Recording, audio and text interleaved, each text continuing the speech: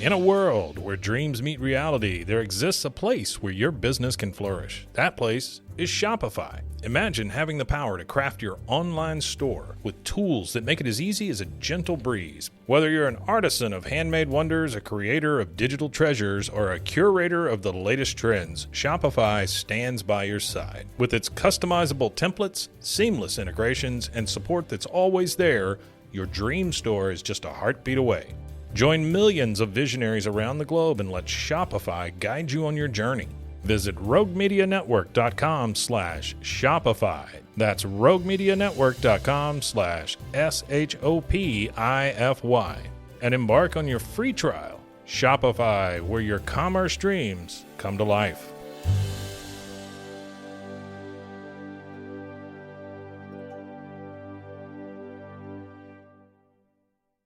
You just found the perfect product that helps with staying cool during hot summer runs. No more gross warm water. Stay cool with this product from Gear Handle. This hydration tube cover helps keep your water cool and easily accessible. Stay hydrated during those long summer runs or even delay from freezing in the winter. Plus, they're compatible with various brands of water bladders and come in various colors. Visit gearhandle.com and use promo code H2O today.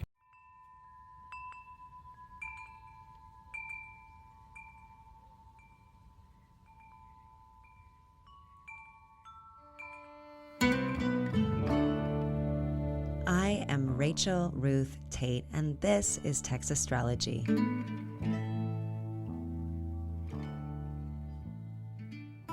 Hello and good day to everybody out there listening. Rachel Ruth here, and welcome once again to the Text Astrology podcast. In this episode of the show, we are talking about the new moon in Virgo, happening on Saturday, August 27th, at 3:18 a.m. Central Standard Time at 4 degrees of Virgo. Let me begin by saying that I am grateful for this new moon. Virgo definitely appreciates some gratitude for sure, but the moon itself is also the nighttime triplicity ruler of Earth signs and of Virgo, which makes this moon far more comfortable in the sky than it has been over the previous couple of lunations. Grateful for that comfort. The moon will thus have more ability and utility in Virgo. As a lived experience that will feel like more capacity to understand and integrate your felt and sensed perceptions. Things will happen around us. We will feel some kind of way about them, and we will have more clarity on how we feel and what to do with that, with this moon. We will be set up well to make real meaning from our emotions and everything we feel. Virgo, our mutable earth sign, the sixth in the zodiac, represented by the symbol of the Virgin. Virgo is a good steward of things, including things that require particular sensitivity or unique responsibility, like profound emotions or closely held secret information. Even the story behind Virgo is something of a mystery in and of itself. In mythology, the symbolic maiden behind the virginal symbol is Astrea, the virgin goddess of innocence, purity, and precision, who is said to be the last of the Greek pantheon of gods to walk among men in the world of the living. Astrea is said to have finally abandoned humanity during the Iron Age, before the Common Era, seeing the corruption of people as humanity only then cared for coin and competition. Thus she fled to her heavenly ascension in the stars. But the myth also expresses that she will return, the second coming of Astrea, which will signal a return to the utopian conditions of the golden age of Greece, when gods and men lived together. Astrea's myth reminds us of the beauty of innocence and the glory of pure intention, and yet their inherently fleeting nature. As we live our finite human lives physically embodied, the moon also references the body, of which we all have one. So as we live, we naturally lose our innocence in exchange for much wisdom. And we trade our blank slate beginning of life literal purity for the learning of many, many experiences. As we are born and then go about life, we reach puberty and the age at which we must become independent and contribute socially by our service or employment. It is in that very contribution that we lose our very virginal qualities. At that point, we've emerged onto the stage as a player, and we must play. We must get into the mix or the fray of society as we are no longer a ward or someone else's responsibility to give care to. So we have to go out and do it all. Innocence gets lost when reality becomes known. And this part of the truth of life, Virgo absolutely knows cognitively, as Virgo is both Mercury's yin home sign and its sign of exaltation or best work. Virgo takes in the information that life spits out and processes it to make meaning. That processing is agentic work. It implies personal capability that necessity can and thus will call upon. The moon, as our inner bodily and emotional caretaking mechanism, enjoys Virgo's able and service-oriented hands. The moon can relax. Knowing our many needs will be felt, sensed, recognized, and met by the skillful and industrious earthy Virgo. But the active element of that Virgoan education, the pure innocence being exchanged for worldly wisdom part, is on display during this particular lunation, as there is one very exact aspect that the moon is making with another heavenly body at the time of the moon's newness or cyclic reset. And that is a tense 90-degree square relationship with Mars in Gemini, the other of Mercury signs, from 4 degrees of Gemini. That hard and dynamic relationship of the nature of Mars itself, that 90-degree angle, is exact within less than 1/10 of 1 degree at the time of the new moon.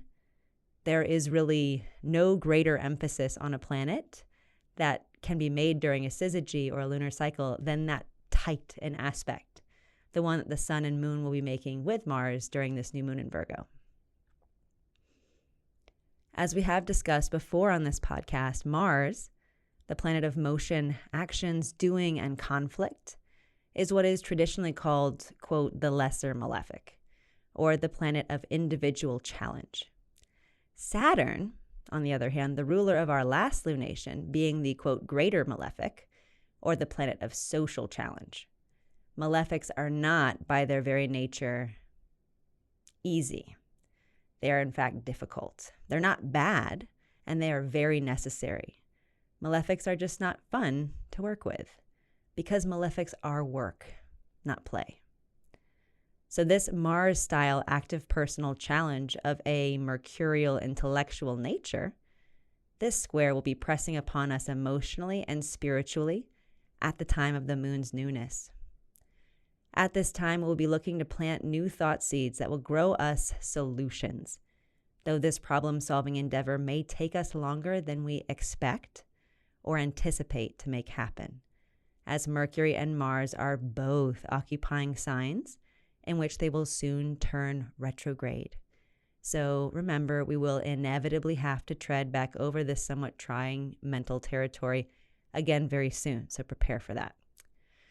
But that's getting a bit ahead of ourselves, so let's go back and break it down. So the sun and the moon, our vital life force energy, and the physiological and emotional processing of said energy, those are both in Virgo. Mercury sign of material discernment and earthly organization. We are getting physically, mentally, spiritually organized, and we are committing resources to that organization. That's our Virgoan focus this new moon. But that current solar lunar prerogative is getting actively interrupted by Mars in Gemini, and Mars will totally interrupt. So it's cutting in on our main focus by aggressively squaring. Remember that square, as I said, is an angle of the very nature of Mars. So Mars is Marsing from Gemini, Mercury's sign of ideation and intellectual pursuit. Translation, our plans are being disrupted during their execution. There are many interruptions to our operations. We may even be ground to something of a total halt. And perhaps that's what this new moon is for. Because there is a lot to be processed in the pause. Being stopped can actually bring us to presence. It's difficult now that we have this arrangement, and it's this difficult sort of time that we make prayer, find God, or seek peace. The new moon in Virgo, square Mars and Gemini, is a great time to do just those things. Perhaps to try meditation, to practice automatic writing or journaling, to seek inspiration between the pages of a new book, to study or practice an art you wish to master, to channel your angst into creative projects, to have difficult but loving conversations, because who would stay in a difficult conversation if they didn't love it and the person they're having it with? Whatever form this takes, we can mindfully direct this sort of tension into activities that make us feel honestly accomplished, even as things are changing and free from permanent form. Because those retrogrades are for sure coming for us. Mercury and Mars are about to station. Things aren't as they appear or as they will be, and we've got a lot to rework and revisit both individually and collectively ahead of us. Heck, both Jupiter and Saturn are currently retrograde as well, in Aries and Aquarius respectively. So society has to reevaluate our current state of affairs and make course corrections and legal amendments before the human race can continue on. Let's top it off by remembering that all of our transpersonal planets, the outermost planets whose cycles occupy longer terms than a human life, all of those are also retrograde. Uranus, Neptune, and Pluto are on backward paths that have us reimagining and reinventing our dreams and beliefs about the nature of existence. 2 of those 3 planets, Neptune in Pisces and Pluto in Capricorn, will also change signs in 2023. So expect exclamation points and extra emphasis before we close these ending chapters and shift our cosmic focus. Think of both those large-scale planetary transits and this new moon as an invitation to do some editing. Retrogrades call for some editing, definitely, because candid self-evaluation leads to the very evolution we wish for. And often, we don't so much actively choose change, but rather we are thrust into it, taken by the swift current of fate and circumstance into our new and next. So maybe this new moon in Virgo, we can see things as possibly falling together, even when they appear to be falling apart. To go full circle, hopefully we can find gratitude for the mystery, gratitude, and honor our Martian challenges as our teachers. I'll see if I can't help make some sense of the lesson plans and preview the new moon themes for each sign. It seems appropriate again for me to describe the vibe this time by defining the meaning of the Moon-Mars square aspect for individual signs. To repeat myself, I like to use rising or ascendant signs to give the best horoscope. Sun or moon signs can be used too. There are endless apps and websites that will cast your natal chart. Just use an exact birth time to get your right rising sign. Now, what this cycle's main themes will be for all 12 signs. Aries. Working versus socializing. Taurus. Enjoying versus earning. Gemini. Processing versus embodying. Cancer. Expressing versus evolving. Leo. Performing versus communing. Virgo, being versus achieving. Libra, undoing versus transcending. Scorpio, networking versus collaborating. Sagittarius, leading versus partnering. Capricorn, learning versus serving. Aquarius, investing versus reveling. Pisces, relating versus rooting. And now please ponder those micro forecasts as we take a short break for a word from our sponsor.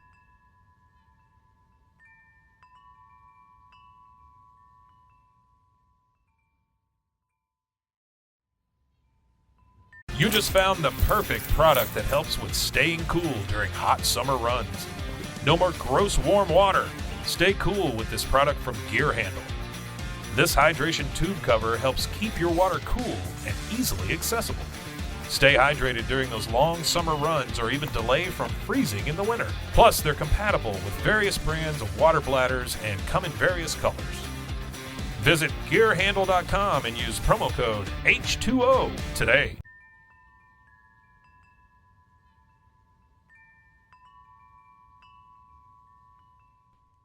Hello again, everybody. Now we will turn our topic from the lunar cycle to my top 3 important transits or planetary movements to watch for over the 2 weeks following this lunation. Uranus stationed retrograde on August 24th at 8:40 a.m. Central Standard Time at 18 degrees of Taurus. Uranus will remain retrograde in Taurus until it stations direct on January 22nd, 2023, at 14 degrees of Taurus. Since there was a lot going on during this last lunar cycle, during the full moon in Aquarius, I didn't include this on our top 3 transits. But after consideration, I decided to talk a little bit about this station since this podcast may come out first, and since Uranus is playing a major role in everybody's breakthroughs and breakdowns. That's what Uranus is. Shock, change, upset, disruption, innovation, evolution, revolution. You get it.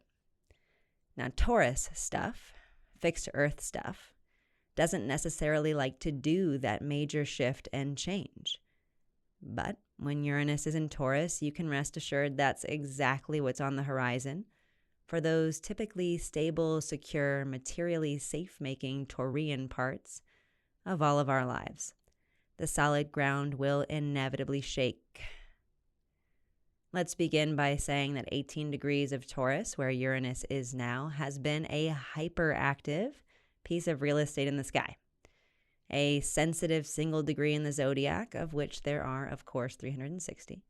Well, this one, 18 degrees of Taurus, is the degree in which the newsworthy triple conjunction of Uranus, Mars, and the North Node occurred on August 1st. And any conjunction containing Mars is nothing if not kinetic energy around this degree. But now Uranus, the slowest moving of that triple conjunction bunch, the outer planet, Uranus is still in that same degree and now turned retrograde right there at 18 degrees of Taurus. But get this, there's more. Saturn, the planet corresponding to our social restrictions and interpersonal challenges. So Saturn is currently retrograde and almost perfectly square to Uranus, from Aquarius to Taurus. So Saturn will station direct when it does at, you guessed it, 18 degrees of Aquarius, while Uranus is still occupying that space of 18 degrees Taurus. This makes an exact degree-based square, a perfect 90-degree perpendicular angle formed between these two planets. So, with a Uranus-Saturn retrograde square, think big angst, Uranian energy wanting to explode out, and that Saturnian energy hemming it in. Saturn just wanting to establish social order amidst the persistent individual Uranian chaos. and the Uranian rabble-rousers then meeting Saturn at his mighty proverbial and sometimes literal gates in protest, as they do. Our material issues are mounting, Uranus and Taurus. Inflation, pandemic, climate change, monkeypox, food supply issues, war. You get it. So those are building. And our laws and systems and governments and extra-governmental organizations are reacting. Saturn in Aquarius. Trying to contain the economic fears, the proletarian upset, and attempting to legislate, control, or head off any potential insurrections, class clashes, or cultural revolutions. We can really feel this sort of mega impasse of the Saturn-Uranus square and the intergovernmental tension that currently exists globally as well. Diplomats are mired in frustration as they have been, they're as mired as they have been since the Cold War. With U.S.-China relations, everything around Taiwan, Russia versus NATO, Ukraine, you get it. No matter your feelings on any of it, this is the kind of something has got to eventually give tension. When nobody appears to be backing down, and yet the energy involved only seems to be mounting. Outside of that larger frame, we will also be working with this Uranus retrograde and its specially linked square to Saturn on a personal level too. It will be an absolutely lived individual experience. And to get at that, let's search a little bit. There's probably a stubborn issue, a crossroads that you feel like you've been at for some time in your life of late. It probably has something to do with your sense of personal belonging and physical security, Taurus, and your understanding of your larger purpose and place in the outer world order, Aquarius. This cross, literally what's called a grand cross in the sky, look it up if you're curious, a grand cross. So this grand cross is borne by all of us at this moment, and no one is exempt. This dynamic tension, friction, this mixing of sensations of shock, change, discomfort, lack, disruption, restriction, this will have us feeling like some part of our lives is just between a rock and a hard place. But this is where we have an invitation from both Uranus and Saturn to transcend, to resolve this tension, to encounter the issues that arise for us, and to accept and acknowledge the difficulty present, even if we don't like it, and to rise above our previous limitations in order to evolve. That is an edifying process to undergo and to come out the other side of specifically. It's a coming of age of sorts. Our fortitude is found in our struggle, and our resilience is found in the bounce back from the fall. You get it. Grit and strength aren't just spontaneously generated, they are built and born from something. And that is exactly what Uranus retrograde is here to bring us. Much like the Tower card in the Tarot, Uranus retrograde in Taurus tells us that we have to raise the old structure to build back better. We can't open the hand to receive the new if we're still grasping at the old. So trust in the greater process and let go into the truth of the continued challenge. Second transit. Venus enters Virgo on Sunday, September 4th at 11:01 p.m. Central Standard Time, where it remains until September 29th, near the end of the month. Everybody likes some good Venus. She is our so-called, quote, lesser benefic, and is responsible for all of our felt and sensed experiences of pleasure, for our understanding of beauty, for our definition of joy, for our knowledge of intimacy. Yes, everybody loves some good Venus. And I would love to tell you that Venus in Virgo will be a sensationally good time. I would love to share with you that Venus is the daytime triplicity ruler of earth signs and that you'd have some resources to work with. And that's true. But Venus is also fallen in Virgo. And unfortunately, folks, we will feel the depression of that. So what does it mean for a planet to be fallen?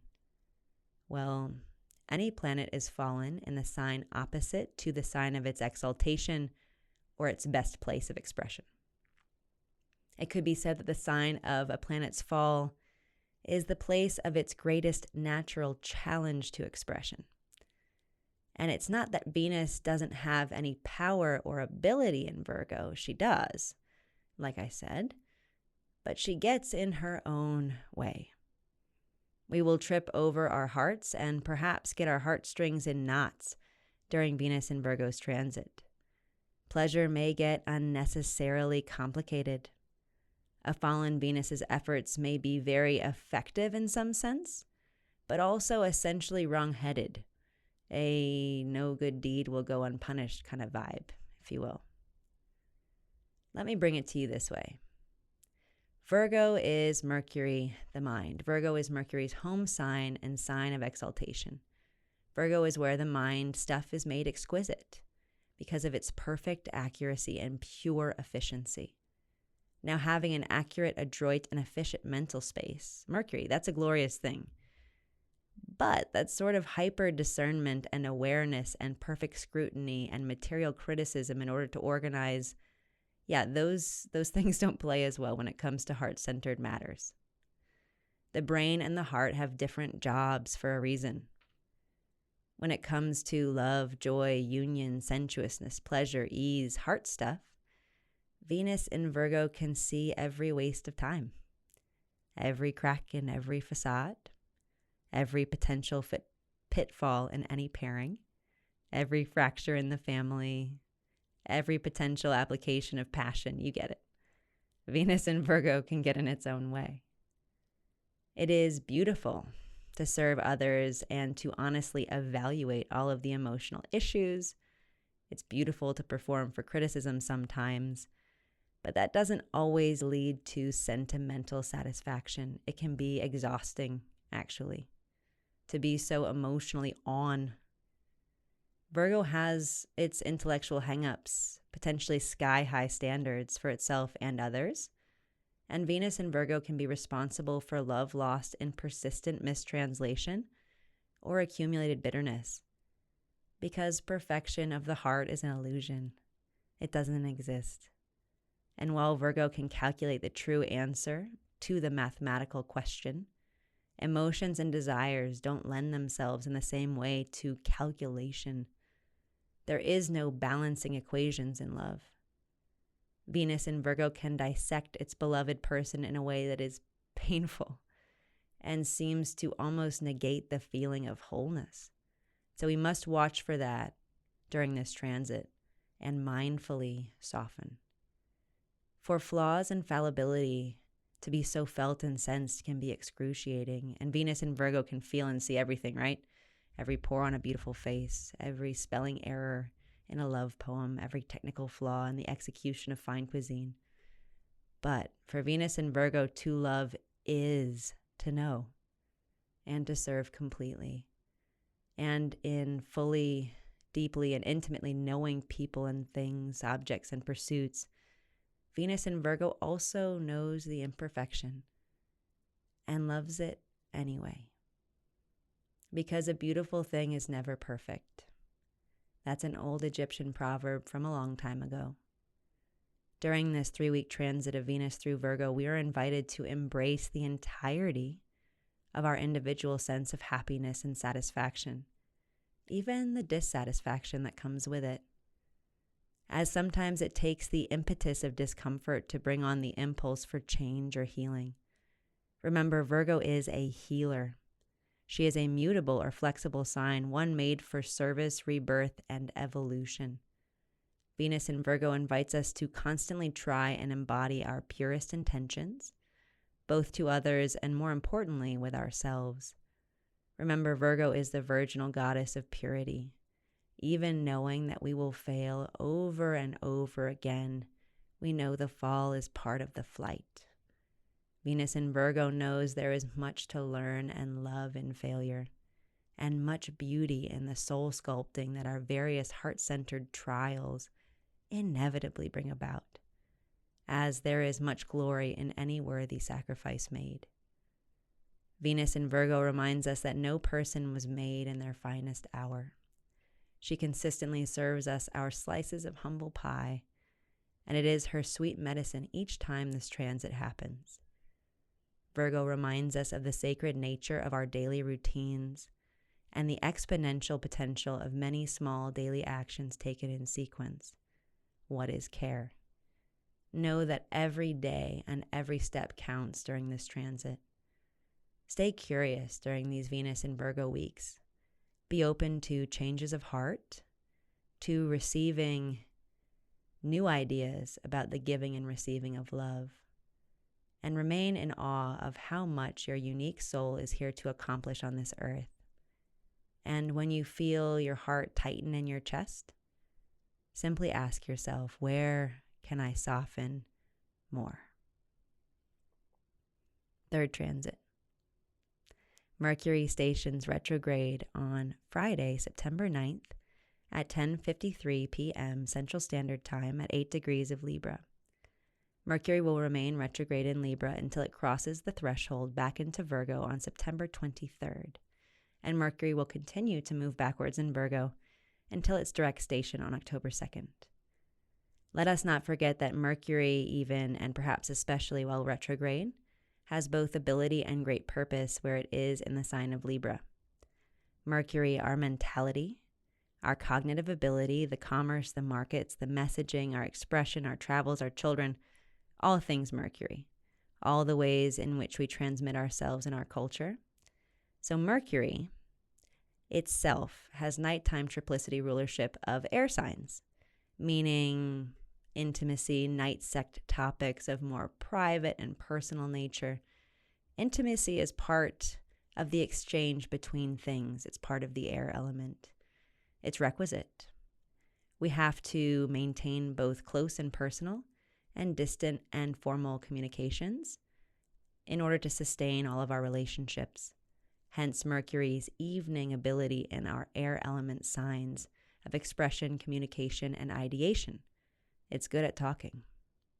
And this ability and agency is emphasized this Mercury retrograde by the mercurial ownership of the bound, or the ancient Egyptian term of rulership, the bound, that rules this territory in which Mercury stations retrograde, or in which it begins its backward motion between 6 degrees and 14 degrees of Libra. Mercury owns this bound, and it's stationing retrograde at 8 degrees.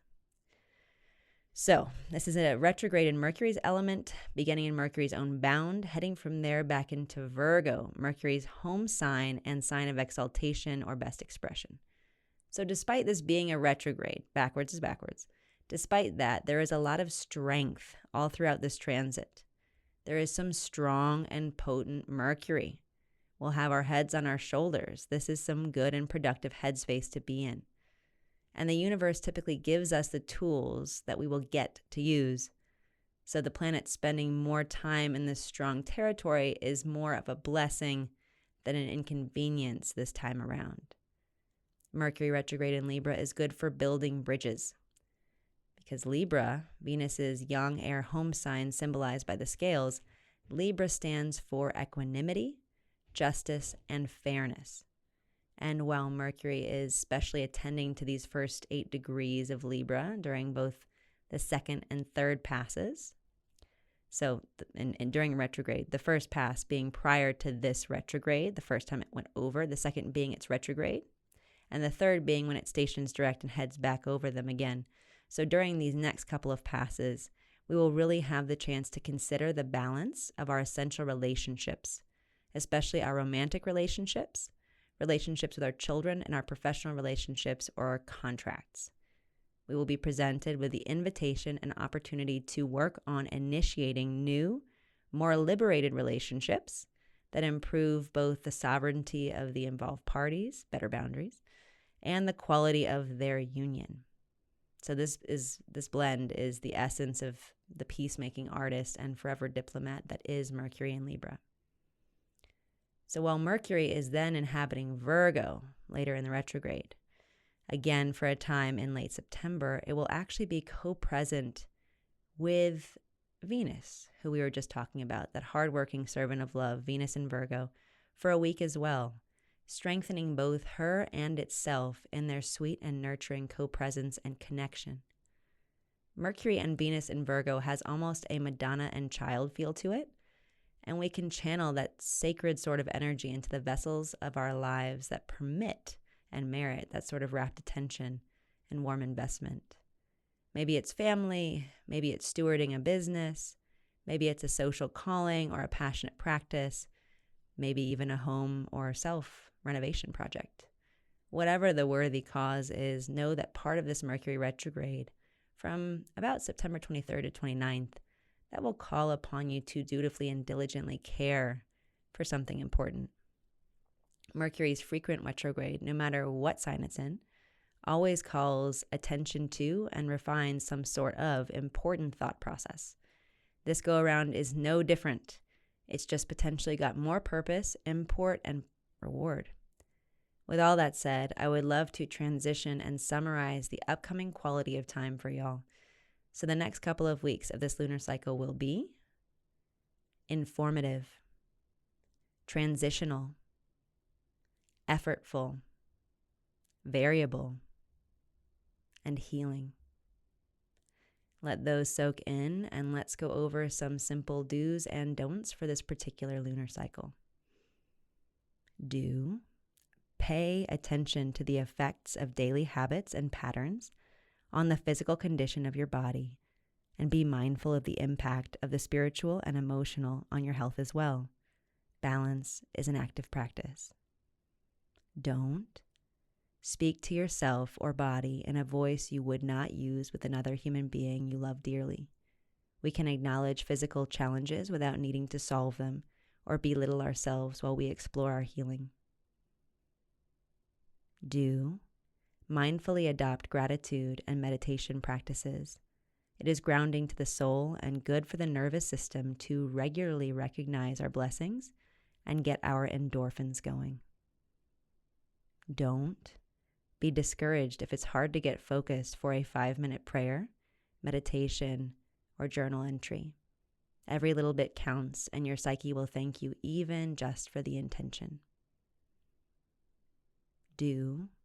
Allow yourself to be wrong or accept fault without feeling guilty or shameful as you do. Owning our part in any challenge is empowering and can serve to change relationship dynamics for the better. Don't try to make yourself the problem just so you can solve it. It is unhealthy and unhelpful to accept the blame when it's undeserved or not honestly taken on. Remember, it's not your job to fix everything. And that wraps up this new moon in Virgo edition of the show. Stay relaxed, ready, and hopeful as we navigate the next 2 weeks of this upcoming lunar cycle. Until next time, y'all. That's it for this episode, folks. Meet me here every full and new moon for more cosmic wisdom. For now, you can find me on Instagram at Rachel Ruth Tate and at Astrology, or between the pages of my book, Meditations on Being, available on Amazon and wherever else you purchase books.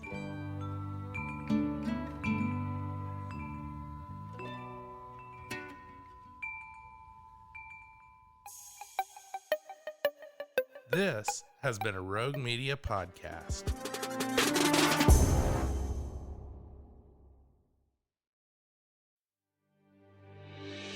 In a world where dreams meet reality, there exists a place where your business can flourish. That place is Shopify. Imagine having the power to craft your online store with tools that make it as easy as a gentle breeze. Whether you're an artisan of handmade wonders, a creator of digital treasures, or a curator of the latest trends, Shopify stands by your side. With its customizable templates, seamless integrations, and support that's always there, your dream store is just a heartbeat away.